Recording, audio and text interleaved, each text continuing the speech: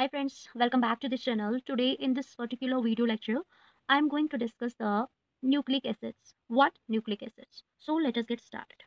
Nucleic acids जो होते हैं ना, these are actually macrobiomolecules.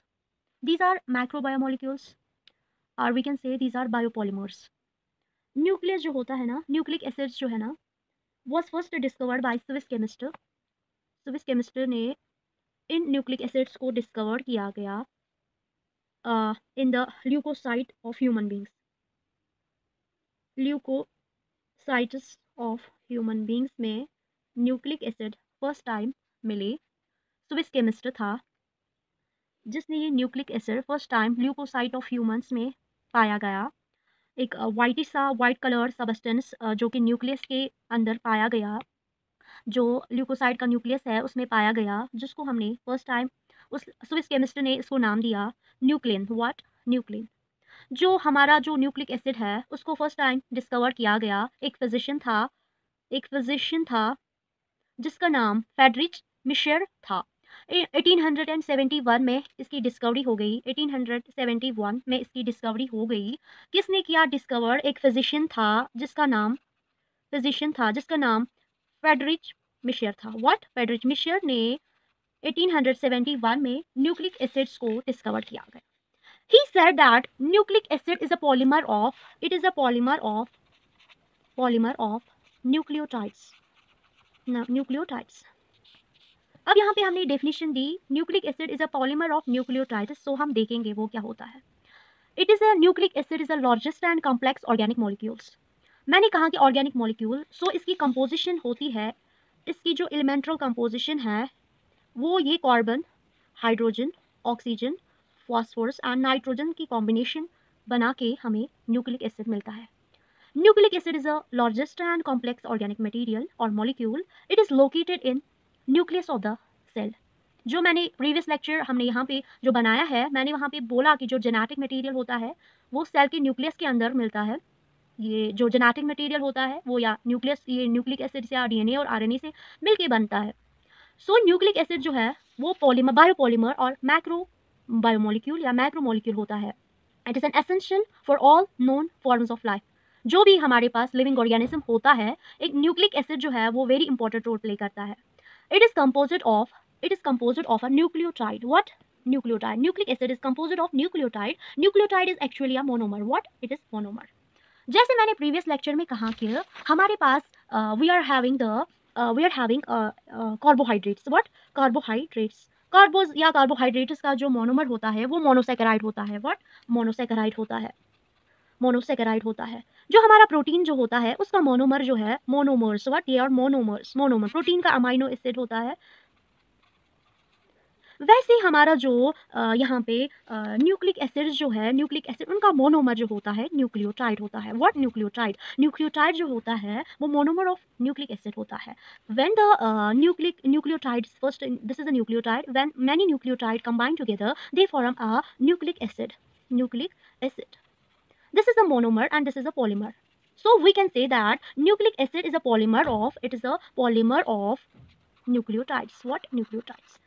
Nucleotides जो होते हैं. अब न्यूक्लियोटाइड की कंपोजिशन क्या है? मैंने कहा कि इनकी जो एलिमेंटल कंपोजिशन है बेसिकली वो ऑक्सीजन होता है या हाइड्रोजन होता है या कार्बन, जिसको हम चॉन फैमिली जो होती है इसमें बॉटनी में oxygen, hydrogen, carbon, phosphorus and nitrogen से मिलके बने होते हैं. लेकिन एक्चुअली न्यूक्लियोटाइड जो होता है ना, उसमें 3 डिफरेंट कंपोनेंट्स होते हैं.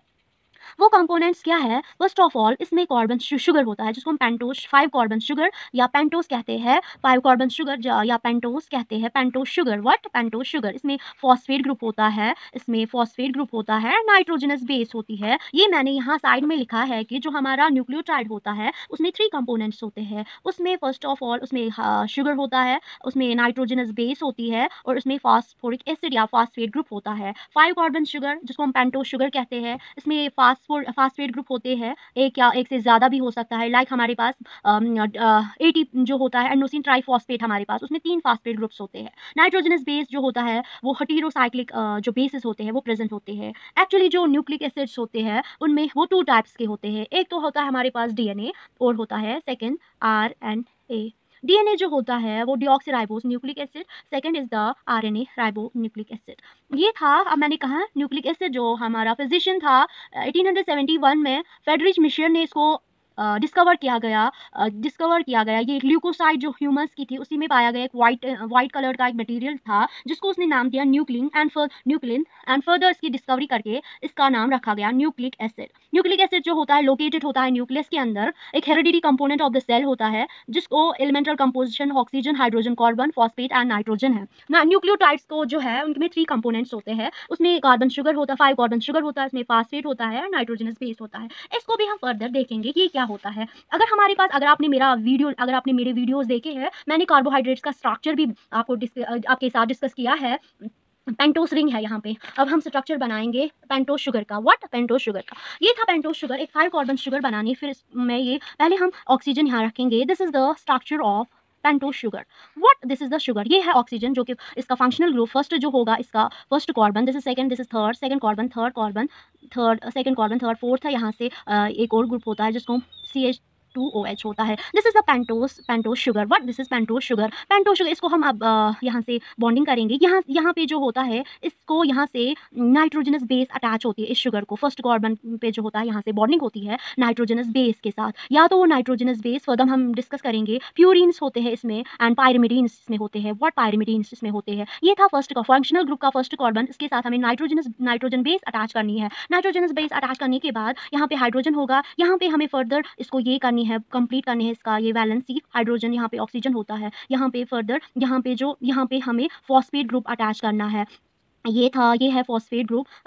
इनको हम फर्दर डिस्कस करेंगे कैसे ये अटैच होता है, कैसे हमारा ये न्यूक्लिक एसिड बनता है। ये था, इसमें पेंटोस शुगर होता है, नाइट्रोजनस बेसिस होते हैं, इसमें फास्फेट ग्रुप होता है जो कि कंपोनेंट्स होते हैं न्यूक्लियोटाइड के। अगर न्यूक्लियोटाइड जो होता है, अगर हम उसमें जो फास्फेट ग्रुप होता है उसको हम कट करेंगे तो ये न्यूक्लियोसाइड बनता है। Sugar plus nitrogenous base forms the nucleoside. Actually sugar plus nitrogenous base forms the nucleoside. इसमें फॉस्फेट हमें निकालना है, कट करना है। अब फॉस्फोरिक एसिड जो फर्स्ट कंपोनेंट हम यहाँ से डिस्कस करेंगे, फर्स्ट कंपोनेंट जो होता है इसमें न्यूक्लियोटाइड का, उसको हम डिस्कस करेंगे। जो ये फॉस्फोरिक ग्रुप होता है इसकी जो मॉलिक्यूलर फार्मूला है इसमें हमें होता है, इसकी मॉलिक्यूलर फार्मूला होती है H3PO4। इसका जो स्ट्रक्चर होता है, this is the structure of phosphoric acid. इसमें क्या होता है कि ये स्ट्रक्चर होता है phosphoric. It contains 3 monovalent, this is the monovalent OH groups. These are the monovalent. इनमें एक ही बॉन्ड बनता है 2 एटम से। यहाँ से ये मोनोवैलेंट ग्रुप होते हैं।